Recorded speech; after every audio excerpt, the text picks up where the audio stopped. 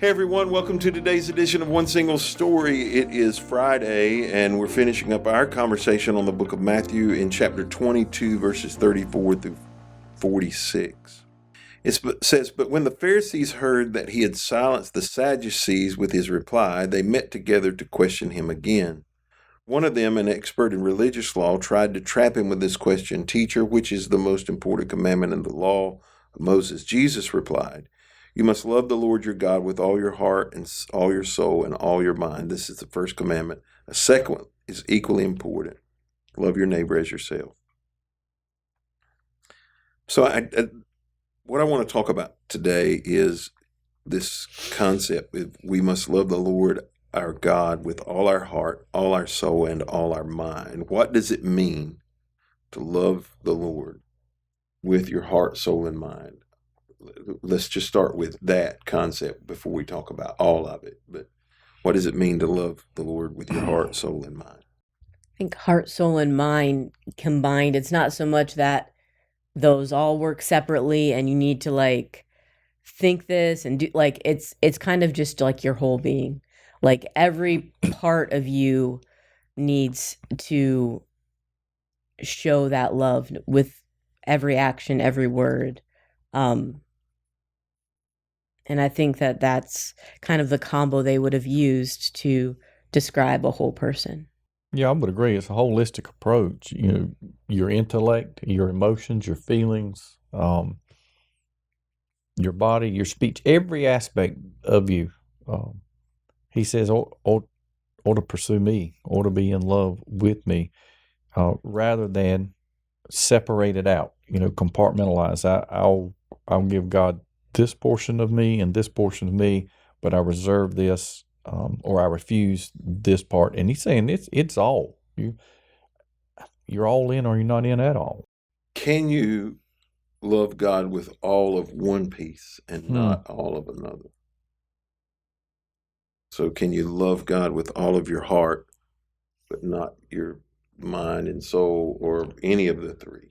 I think you can be more weighted in one than the other, but moving toward that direction. I don't think you can take one. I don't think, for instance, mine. I don't think intellectually you can just say I'm going to love God intellectually, but there's no other parts of my life that are going to be involved in that. I just don't think that's the case. I think you may start there, but then you progress toward that where it becomes more all encompassing. And I think that would apply to any of these aspects.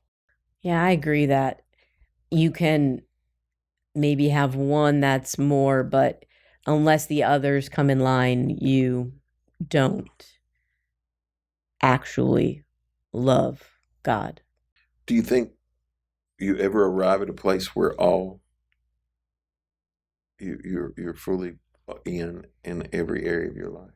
I'm going to say no. Um, and I say that based on, you know, we become a disciple, are a follower.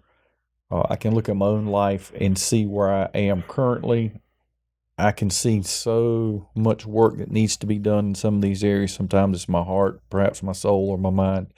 But I can look back and see where I'm nowhere close to where I used to be. So it's been a progression, and I don't think that progression will ever stop or end on this side of heaven in this life. That it's an ongoing, continual. I don't think you quote arrive to that point where we have the capability or we're that committed and sold out. I'm 100% convinced there are people who are a lot closer to that than I am. Um, but I don't think that as a human being, we will get all of it there in this life. There are Christian traditions that believe you can reach a point of sanctification. It maybe is a little bit different, but I think that that would be along the similar lines of reaching that loving the Lord with all your heart, soul, and mind. But I think that that humanness will always pop through in moments. And hopefully, as like Jay said, kind of as we get older and as we grow in the Lord, I think those moments become less and less extreme. But I don't think we'll ever get to complete wholeness on this side of heaven. Are either of you willing to say which one you think causes the most is most likely to, I don't want to use the word impure, but Biggest struggle with? yeah. And I'll go first if you want. For me, I would say my mind, Mm-hmm.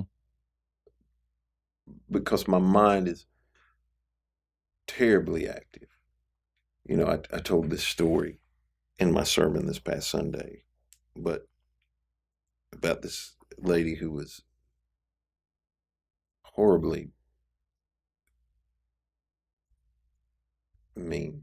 Like she I don't know. She just had a terrible attitude in the airport and on the airplane, and her husband kept getting an earful. And anyway, as we were getting off the plane, somebody else was asking us if we had gone to the football game, and we said yes. And she decided to button our conversation, and she said, "Well, do you mind telling me who won?" And the thing that went through my mind, so that's why I say my mind, the thing that went through my mind was, your husband lost. That's who lost. He didn't win. That's what went through my mind. I didn't say it, but that's what I thought. And so, because my mind is, I don't even know, a ping pong ball, and I'm an absorber of information. So I love to read. I love to gain new information, all of which is not wholesome or healthy. I think my mind often is the place that I would consider to be the biggest challenge of the three.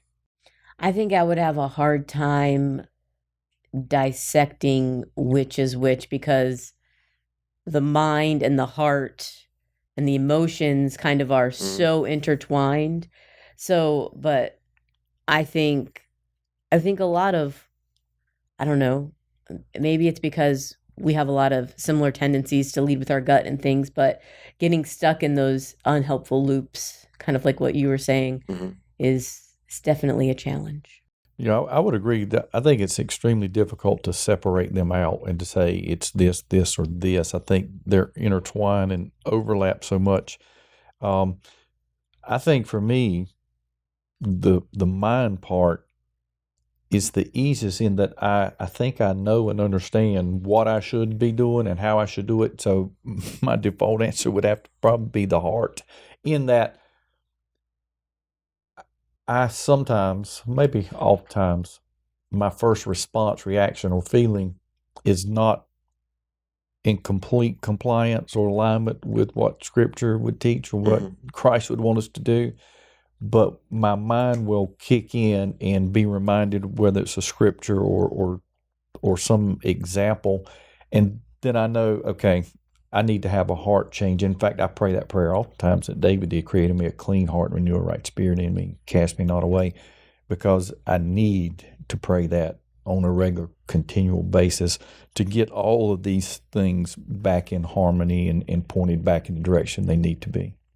Well, thank you for joining us today on this edition of One Single Story. Thank you for joining us for our first week in the New Testament. As we finish up the book of Matthew, hope you'll be back next week as we continue our conversation in One Single Story with the book of Mark.